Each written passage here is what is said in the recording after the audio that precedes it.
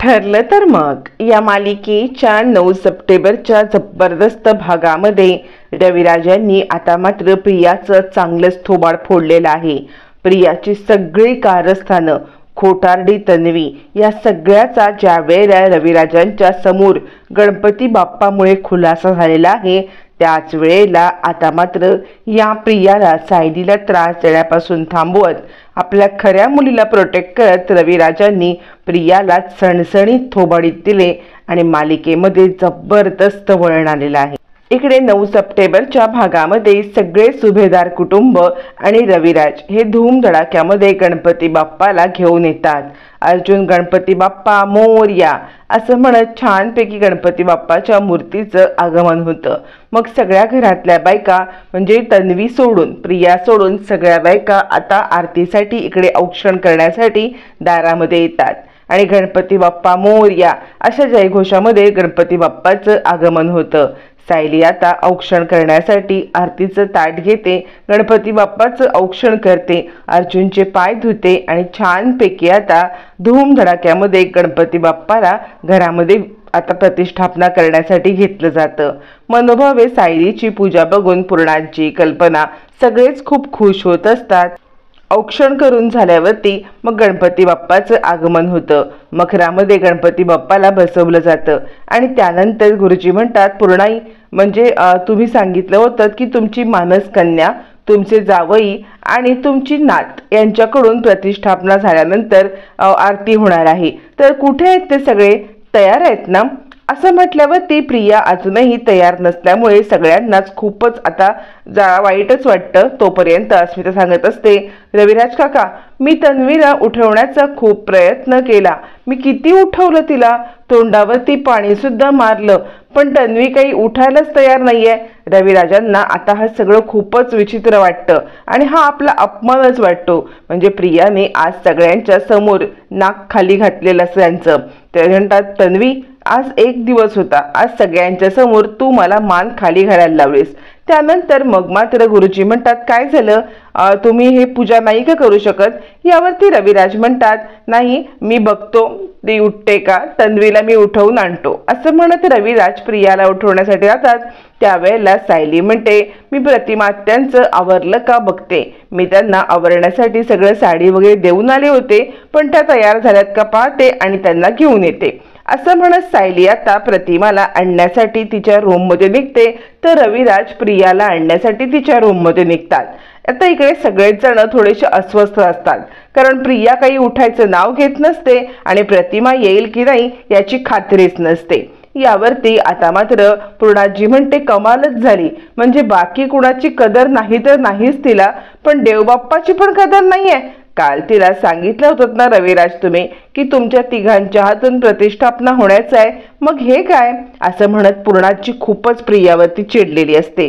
तोपर्यंत आता मात्र गणपती बाप्पा मोरया, गणपती बाप्पा मोरया अशा जयघोषामध्ये नागराजचं आता मात्र आगमन होतं। नागराज मोठ्या खुशीत येतो की तन्वीचा प्लॅन वर्कआउट झाला असेल, सायली अजून झोपून राहिली असेल, इकडे तन्वीने सगळ्यांना आपलंसं केलं असेल। पण पाहतो तर काय, तिकडे सायली दिसतीये पण तन्वी कुठेच दिसत नाहीये आणि सगळेच जण शांत। नागराजचा आरडाओरडा जरा शांत झाला, तो म्हणतो, काय झालं, तुम्ही सगळेजण असे का बसलेले आहात? यावरती प्रताप म्हणतो, अरे काही नाही रे नागराज, तन्वी, रविराज आणि प्रतिमा यांच्या हातून प्रतिष्ठापना आरती करून घ्यायची होती, पण बघ ना तन्वी अजूनही उठलेली नाहीये। त्याच विचारामध्ये आम्ही सगळे आहोत की अजूनही ती आहे कुठे? रविराज तिला उठवण्यासाठी चाललेत। असं म्हटल्यावर ते रविराज म्हणतात, हो पूर्णाई, मी पाहतो, तन्वीला घेऊन येतो। असं म्हटल्यावर ती मग मात्र तन्वीला आणण्यासाठी निघत असतानाच इकडे आता प्रतिमाला आणण्यासाठी ज्या वेळेला सायली निघते, त्यावेळेला मात्र आता स्वतःहून प्रतिमा तिकडे आलेली असते आणि प्रतिमाला पाहिल्यावरती सगळ्यांना जबरदस्त धक्का बसतो। म्हणजे तयार झालेली प्रतिमा दिसत तर खूपच सुंदर असते, पण त्याहीपेक्षा जास्त म्हणजे ती स्वतःहून खाली आलेली बघून सगळ्यांनाच आनंद होतो आणि सगळेजण प्रतिमाला आता मात्र ये प्रतिमा, ये प्रतिमा असं म्हणायला लागतात। अर्जुन सुद्धा खूप खुश होतो आणि आता प्रतिमा एक एक पाऊल टाकत गणपतीच्या दिशेने यायला लागते।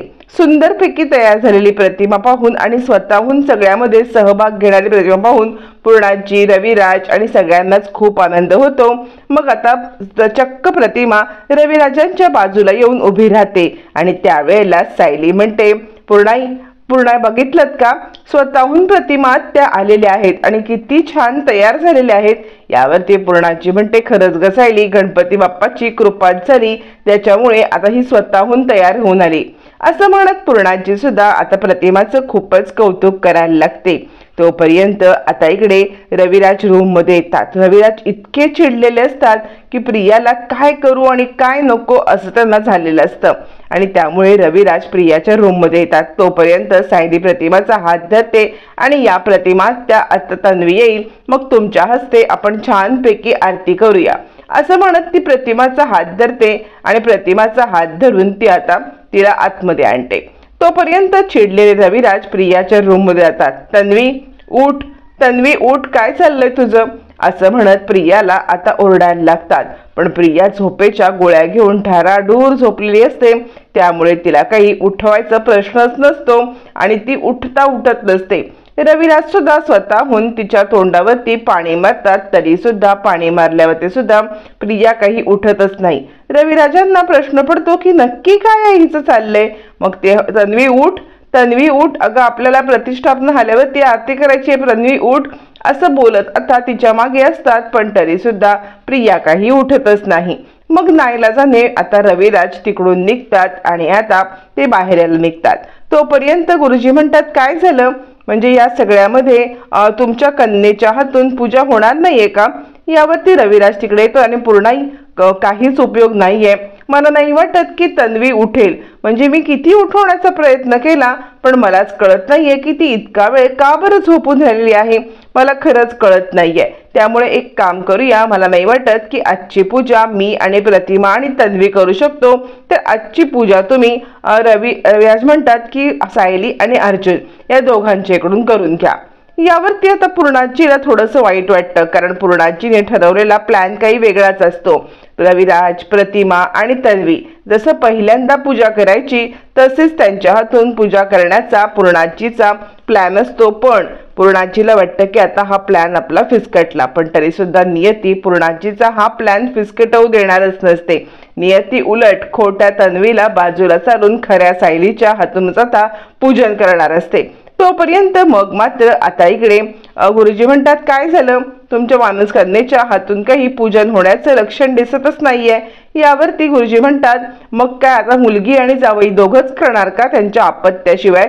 यावरती पूर्णाजी म्हणते, नाही, असं काहीही होणार नाहीये, ते दोघ जण त्यांच्या अपत्याला घेऊनच पूजन करणार असं म्हणत ती आता रविराज आणि प्रतिमा यांच्याकडे येते आणि म्हणते, रविराज, जर का तन्वीला या पूजेचं महत्त्व नसेल तर तिच्यासाठी थांबण्यामध्ये आपण काहीही अर्थ नाहीये।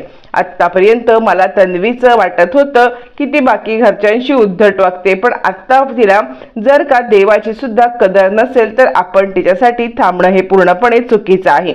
मी आत्ता इकडे आल्यापासून पाहते ना, तर सायली ही प्रतिमाची किती काळजी घेते, म्हणजे आपल्या सख्ख्या मुलीच्या पेक्षा जास्त प्रतिमाची ती काळजी घेते आणि त्यामुळे जर का तुमच्यासोबत सायलीने पूजा केली तरी सुद्धा चालणार आहे ना, म्हणजे ती पण तुमच्या मुलीसारखीच आहे आणि प्रतिमा तर तिला मुलगीच मानते, मुलीपेक्षा जवळच मानते, सख्ख्या मुलीपेक्षा तिला हे करते। त्यामुळे मला वाटते की तुम्ही सायली आणि प्रतिमा या तिघांनी मिळून जर का पूजन केलं तर मला जास्त आनंद होईल असं म्हटल्यावर ती प्रतिमा तर खुश होतेच, सायली तर खूपच खुश होते, म्हणजे आई वडील आपल्याला आज पूजा करायला मिळणार आहेत याचा तिला खूप खूप आनंद होतो। त्यावरती प्रताप म्हणतो, पूर्णाई, काय कल्पना आहे ग तुझी, म्हणजे खूपच छान असं म्हणत प्रताप सुद्धा आता पूर्णाजीचं कौतुक करतो आणि त्यावेळेला इकडे आता रविराज म्हणतात, हे बघा पूर्णाजी, जर का तुमची इच्छा आहे आणि बाकी सगळ्यांना चालणार आहे तर हे पूजन करायला मी तयार आहे, सायली सोबत पूजा करायला मला काहीही प्रॉब्लेम नाहीये। फायनली रविराज सुद्धा आता तन्वीसाठी वाट न बघता, म्हणजे खोटारड्या प्रियाची वाट न पाहता स्वतःहून या सगळ्यासाठी तयार झालेले असतात। मग मात्र सायली खूप मोठ्या आनंदाने आता मात्र प्रतिमा त्याचा हात घेते आणि तिला गणपती बाप्पाच्या इकडे एक एक पाऊल घेऊन जाते। प्रतिमा तर इतकी खुश असते की सायली सोबत पूजा करायला मिळणार आणि सायली पण खूपच खुश असते की प्रतिमा सोबत या सगळ्यामध्ये आता तिला पूजा करायला मिळणार आहे। सगळेच जण आनंदाने आता गणपतीचं प्रतिष्ठापना करून त्याची आता पूजा करण्यासाठी येतात। पण तोपर्यंत इकडे आता प्रिया अजूनही झोपलेली असते आणि नागराज विचार करत असतो काय करायचं काय या तन्वीचं, म्हणजे मला तर काही कळतच नाहीये की कशा पद्धतीने ही अशी वागते ते, असं म्हणत तो आता चिडलेलाच असतो। मग आता इकडे तिघ जण येतात पूजनासाठी आणि त्याच वेळेला आता पूर्णाजी म्हणतात की तुम्ही तिघांनी मिळूनच आता औक्षण करा, तुम्ही तिघांनी मिळूनच आता आरती करा। एक एक करत गणपती बाप्पाचं पूजन केलं जातं, गणपती बाप्पाची प्रतिष्ठापना केली जाते। त्यानंतर पूजा झाल्यावरती मग मात्र आरतीची वेळ येते आणि आरतीच्या वेळेला रविराज ज्या वेळेला एक एक सगळे विधी करत असतात, म्हणजे गणपती बाप्पाला फुलं चढवणं, गणपती बाप्पाला वस्त्र घालणं, हे सगळं करत असताना आपसुकपणे प्रतिमाचा हात त्यांच्या उजव्या हाताला हात लागतो। म्हणजे ज्या वेळेला नवरा काही काम करत असतो देवाचं किंवा नवरा देवाचं पूजन करत असतो किंवा सत्यनारायणाच्या पूजेला बसले असतो त्यावेळेला बायको त्याच्या उजव्या हाताला हात लावून मम म्हणत असते। आता आपसुकपणे प्रतिमा हे सगळं करते कोणीही न सांगता। हे बघून तर रविराजांना खूपच आनंद होतो। रविराज भलतेच खुश होतात आणि ते पूर्णाईकडे पाहतात। पूर्णाई सुद्धा हा सगळा प्रकार पाहते आणि पूर्णाजीला पण खूप आनंद होतो। ती सुद्धा खूपच खुश होते आणि रविराजांकडे पाहते आणि गणपती बाप्पाकडे आशीर्वाद घेते आणि खरंच या दोघांमधलं प्रेम असंच राहू दे, हळूहळू करत प्रतिमाला सगळं काही आठवू दे असं म्हणत ती आता देवाची प्रार्थना करत असते। तोपर्यंत इकडे आता नागराज विचार करतो काय चाललंय काय, ही कुठे आहे तन्वी? सायलीला झोपेच्या गोळ्या देऊन झोपवण्याच्या ऐवजी हीच मूर्ख मुलगी झोपून राहिली, नक्की काय आहे हे, म्हणून तो तिला कंटिन्युअस फोन करत असतो। पण इकडे फोन काही प्रिया उचलत नाही, कारण प्रिया ढाराळू झोपलेली असते, तिला जगाचं भानच नसतं आणि त्यामुळे नागराज जास्तच पॅनिक होतो आणि तो विचार करतो नाही हे सगळं थांबवून मला पहिले तन्वीला इकडे आणलंच पाहिजे, नाहीतर काही खरं नाही। फोन सुद्धा उचलत नाही म्हटल्यावरती नागराजचा नाईलाज होतो। इकडे सगळेजण आरती औक्षण पूजा सगळं करत असतात आणि त्यानंतर आता आरती म्हणत असतात। तोपर्यंत सायली, प्रतिमा आणि रविराज हे तिघही जण गणपती बाप्पाच्या पुढेच असतात। गणपती बाप्पाचं छानपैकी पूजन झाल्यावरती दुर्वांचा हार घालण्यासाठी ज्या वेळेला रविराज पुढे येतात त्यावेळेला सुद्धा स्वतःहून प्रतिमा त्यांच्या हाताला हात लावत ममो म्हणत आता ते हार घालायला लागते। रविराजांना खूप भारी वाटत असतं, इतक्या वर्षानंतर आपली बायको घरी आले तरी सुद्धा ती आपल्याला ओळखत नाहीये, आपल्याशी नीट वागत नाहीये, ही खंत त्यांची क्षणात मिटून गेलेली असते। कारण देवाचं पूजन करताना प्रतिमाने स्वतःहून नवऱ्याला जसं बायको हात लावते तसाच हात लावलेला पाहून इकडे पूर्णाजीच्या डोळ्यात पाणी येतं। हिला काही आठवत नसलं तरी रीतिरिवाज हे अजिबात ही विसरलेली नाहीये। इकडे सगळेजण मनोभावे जेवायला आरती म्हणत असतात त्यावेळेला नागराजची अवस्था मात्र बिकट असते। कधी एकदा ह्या तन्वीला उठवतोय आणि कधी एकदा बाहेर आणतोय असं त्याला झालेलं असतं। इकडे रविराज दुर्वांचा हार घालतात आणि छानपैकी सगळेजण आता मात्र गणपती बाप्पाकडे पाहत असतात। तोपर्यंत नागराज विचार करतो नाही काहीही करून मला आता तन्वीला उठवायलाच पाहिजे असं म्हणत तो गुपचूप सगळ्यांची नजर चोरत तिकडून निघून जातो। तोपर्यंत सायली येते, सायली पूजन करते आणि सायलीचा आनंद आज तर गगनात मावेनासा झालेला असतो। कारण आपल्या म्हणजे आई वडिलांसोबत तिला माहित नसलं की हे खरे आई वडील आहेत तरी सुद्धा आज यांच्या सोबत पूजन करायचा मान मिळालाय याचा सायलीला खूपच आनंद वाटत असतो आणि त्यामुळे सायली आता खूप आनंदाने मनोभावे हे सगळं करत असते। तोपर्यंत तिला आता एक वेगळेच आवाज ऐकू यायला लागतात, आई मला उचलून घे ना, आई मला उचलून घे ना, मला गणपती बाप्पा दाखव ना, आई मला गणपती बाप्पाचं पूजन करू दे ना, आई मला उचलून घे ना। आता हे तिला सगळं आठवल्यावरती ती विचार करते कुणाचा आवाज आहे हा आणि हा आवाज पुन्हा माझ्या कानी का पडलाय आणि इथे सगळं घडल्यासारखं मला का वाटतंय असं म्हणत सायली इकडे तिकडे पाहायला लागते आणि तिला कोण लहान मुलगी दिसतच नाही। आपल्यालाच हा आवाज का ऐकू येतोय सायलीला काही कळतच घेईना। आई मला बाप्पा बघू दे ना, आई घे ना मला उचलून, आई दाखव ना मला बाप्पा, आई मला पण पूजा करायची आहे, आई मला पण फुलं घालायची आहेत। आई मला दुर्वांचा हार हवे असं म्हणणारी छोटी मुलगी कोण आहे हे सायलीला काहीच कळत नसतं. आईच्या मागे जयघोष लावणारी ही मुलगी कोण किंवा ही मुलगी आपण स्वतःच आहोत याच्यावरती सायलीला अजूनही काही विश्वास नसतो. सायली आता या सगळ्यामध्ये सगळ्या बाजूची परिस्थिती बघत तिला काहीतरी विचित्र वाटतं. का बरं आपल्याला हे भास होत आहेत, का आपल्याला हे आवाज ऐकू येत आहेत हे कोड मात्र तिला काही सुटत नाही. पण त्याच वेळेला आता इकडे पूजा करण्याची वेळ येते. त्यामुळे रविराज, सायली आणि आता प्रतिमा सगळं विसरून छानपैकी औक्षण करत असतात आणि छानपैकी आरती सुद्धा म्हणत असतात. बाजूचे सुद्धा सगळे जण अगदी या आनंदामध्ये सामील झालेले असतात. रविराज स्वतः तन्वी इकडे नाहीये त्याचं अजिबात भान विसरून इकडे आता सायली सोबत पूजा करत असतात.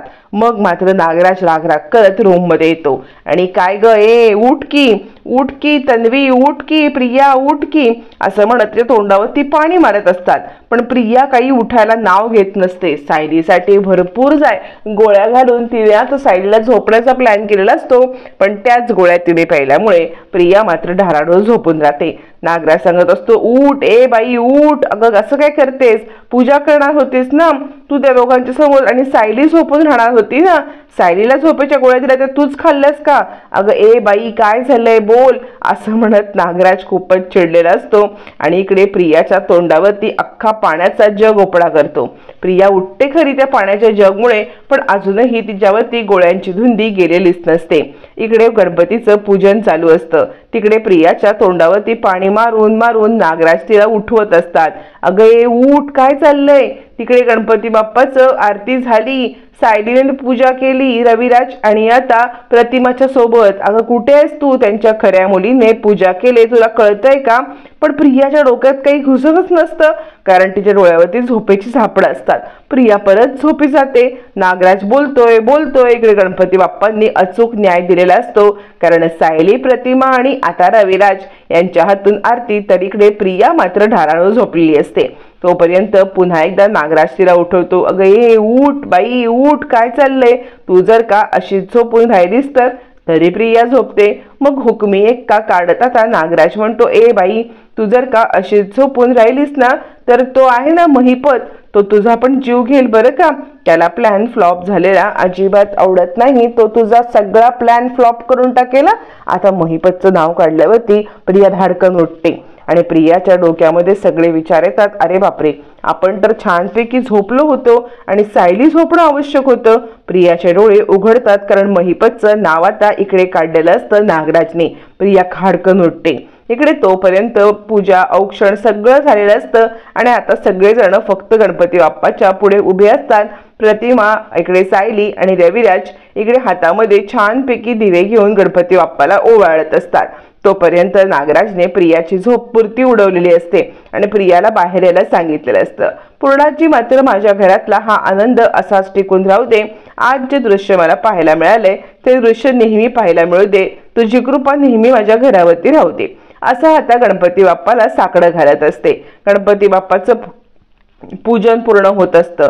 तोपर्यंत इकडे नागराजने प्रियाला उठवून परिस्थितीचा भान दिलेला असतो आणि नागराज सांगत असतो तुला माहिती आहे का, अगं गणपती बाप्पाने खऱ्या मुलीकडून म्हणजे दादा आणि वहिनी यांची पूजा करून घेतली. त्यांची खरी मुलगी पूजेला उभी आहे आणि हे असंच चालू झाले ना तर प्रतिमाला सगळं सत्य आठवेल आणि सायली त्यांची मुलगी आहे हे सुद्धा समजेल आणि तू इथे बसशील बोंबलत. आता मात्र प्रिया चिडते. रागारागात प्रिया उठते आणि ती बाहेर येते. बाहेर आल्यावर ती पाहते तर काय, इकडे आता आपला मान सायलीने घेतलेला आहे. तो मान सायलीने घेतलेला तिला सहनच होत नाही. त्यामुळे अंघोळ न केलेल्या पारोशा अंगाने प्रिया बाहेर येते आणि सायलीकडून हा मान हिसकावून घेण्याचा प्रयत्न करते. आता ते हातामध्ये चालू असलेलं दिव्यांचं निरंजन, खूप साऱ्या ज्योती तिकडून आलेल्या असतात आणि इकडे प्रतिमा मध्ये उभी असते.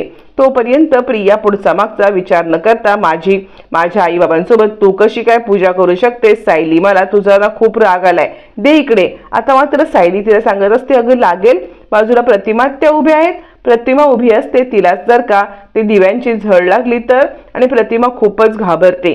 ती इकडे तिकडे पळायला लागते. तोपर्यंत रविराज पाहतात आणि हे सगळं पाहून प्रतिमाला होणारा त्रास ते पाहतात आणि सगळ्यात महत्त्वाचं ते प्रतिमाला आपल्या बाजूने खेचतात. या सगळ्यामध्ये प्रतिमाला आपल्या बाजूने खेचून झाल्यावरती ते प्रियाकडे पाहतात. प्रिया अजूनही काही थांबलेली नसते. ती सायलीला ओरडत असते. सायलीला ओरडत ओरडत ती आता ते दिवा काढून घेण्याचा प्रयत्न करत असताना रविराज येतात आणि आत्तापर्यंत कधी नाही ते सगळ्यांच्या समोर आता प्रियाला एक खाडकन थोबाडीत देतात. प्रियाचा माज आता अचूक उतरलेला असतो. प्रियाला काही कळायच्या आत रविराजांनी तिची धुंदी साफ उडवून टाकलेली असते.